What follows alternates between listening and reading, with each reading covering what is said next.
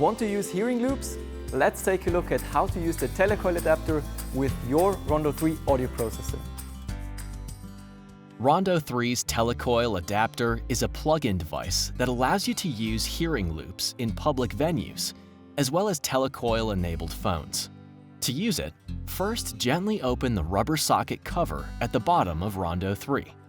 Remove the Telecoil Adapter from the case and take off the rubber cover.